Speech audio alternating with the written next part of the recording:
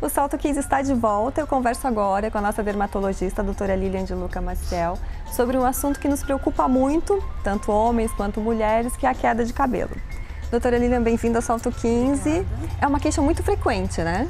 Isso, a queda de cabelo ela é uma das queixas mais comuns, né, no consultório de dermatologia e principalmente entre as mulheres, né, pela questão estética. É muito importante uma avaliação médica diante de um quadro de queda de cabelo, primeiro para a gente poder identificar se realmente existe uma queda acima do normal. A gente considera normal uma queda de mais ou menos 60 a 100 fios por dia.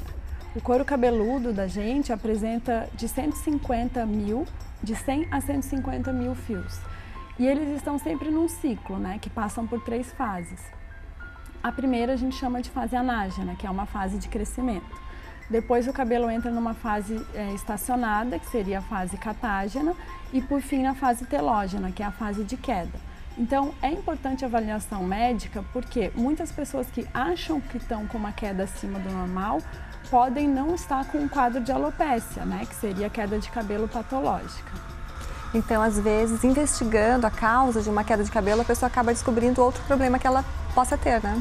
Isso, porque assim, as causas de uma queda acima do normal, vamos dizer uma alopécia, são inúmeras, né? A gente vai listar aqui no programa as principais, mas existem várias causas. Então, uma delas seria o que a gente chama de eflúvio telógeno, que é uma queda, mas é aguda, geralmente aguda, pode ser crônico, mas na maioria dos casos agudo, que acontece mais ou menos 2 a 3 meses após um estresse. Que tipo de estresse? Uma cirurgia muito grande, uma internação médica, um quadro infeccioso onde a pessoa tenha febre, a própria gestação no final, né, quando período de amamentação. Então no eflúvio telógeno, o cabelo ele passa direto da fase anágena, que é a fase de crescimento, para a fase telógena, que é a fase de queda. Uma das causas mais comuns.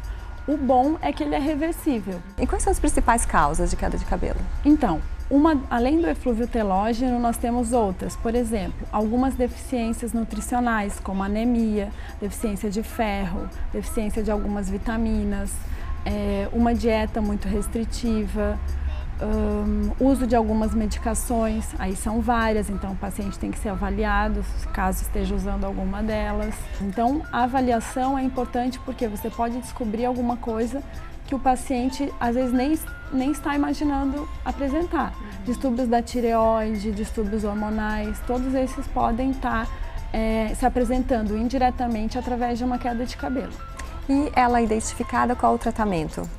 Então, a gente identifica a causa principal, em alguns casos é mais de uma causa que está presente, para poder focar o tratamento diretamente para aquela causa. Se for uma deficiência vitamínica, vai ser feita uma reposição. Se for um eflúvio telógeno, a gente pode ser usado loções para acelerar o crescimento do cabelo. E tem também que a gente tem que falar, que é muito importante, a calvície, né, que é a alopecia androgenética. Então a calvície, ela também pode iniciar de uma maneira lenta. Às vezes a pessoa tem uma piora dela depois da menopausa, a mulher, depois da menopausa, mas ela pode já iniciar na puberdade, de uma maneira lenta. E o diagnóstico é importante porque a calvície ela entra em outros tipos de tratamento e ela é um quadro mais progressivo, né? E tem como brecá-la? Isso vai depender bastante do grau que o paciente apresenta, isso é determinado geneticamente.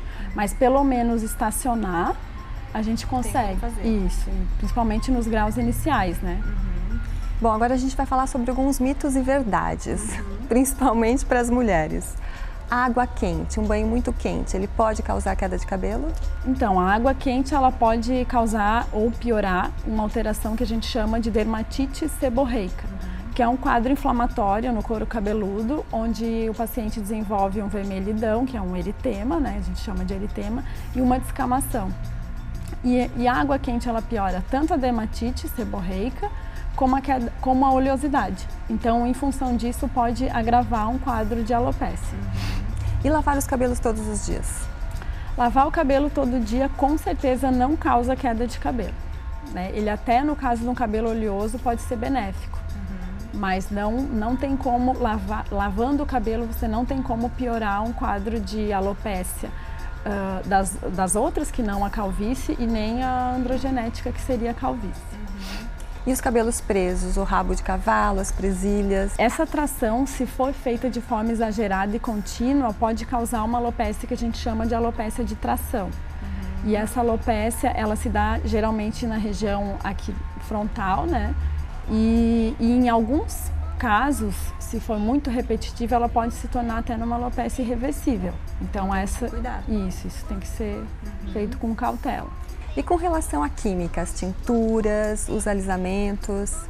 Aí a gente vai entrar em outro quadro que seria mais não a queda na raiz do cabelo, né? Mas num quadro de quebra do cabelo, um desgaste da haste do cabelo, que seria o fio. Isso pode piorar dependendo da intensidade do produto utilizado e da experiência do profissional que está realizando. Doutora Lília, muito obrigada, todas as informações muito úteis, e até a próxima. Até a próxima.